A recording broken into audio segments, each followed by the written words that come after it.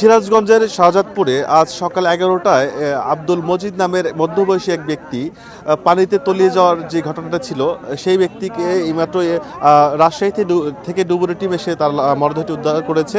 আমরা যদি দেখানোর চেষ্টা করি আপনাদেরকে, ঠিক আমার পিছনটাতেই সেই উপচে পড়া ভিড়, মানুষ দেখছেন তার মৃতদেহটি দেখার জন্য ভিড় করছেন। আসলে যে মূল ঘটনা ঘটেছিল আজ সকাল 11টার দিকে শাহজাদপুর উপজেলার কোতাজে ইউনিয়নের চোরাচিথেলা নামক স্থানে বড়াল নদীতেই গত সোমবার দিন একটি মাটিবাহী একটি ট্রলার ডুবে যায়।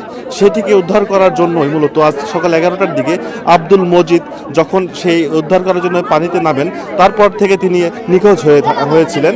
এরপরে স্থানীয় ফায়ার সার্ভিসের টিম তারা উদ্ধার তৎপরতা চালানো হলেও তারা কিন্তু সেই দেহের সন্ধান পাননি। পরিশেষে রাজশাহী থেকে আজ সন্ধ্যায় কিছুক্ষণ আগে সেই ডুবুরিরা স্পেশাল ডুবুরি টিম এসে কিছুক্ষণ আগে কিন্তু আব্দুল মজিদের মরদেহ উদ্ধার করেছে।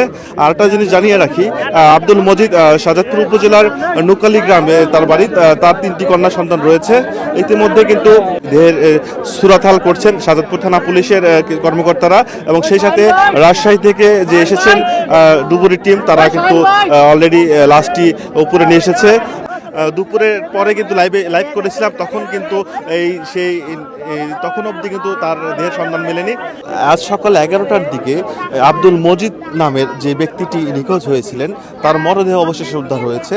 আপনারা জেনে থাকবেন যে আজ সকাল 11টার দিকে প্রায় 7 ঘন্টা পরে রাজশাহী থেকে ডুবুরি টিম এসে তারা কিন্তু উদ্ধার তৎপরতা চালানোর পরে কিন্তু কিছুক্ষণ আগে আব্দুল মজিদ এর মরদেহ উদ্ধার করতে সক্ষম হয়েছেন, এবং তারা কিন্তু লাশটি সুরাথাল করছেন। পরিশেষে লাশটি আইনি প্রক্রিয়া শেষে হয়তো পরিবারের কাছে হস্তান্তর করা হবে।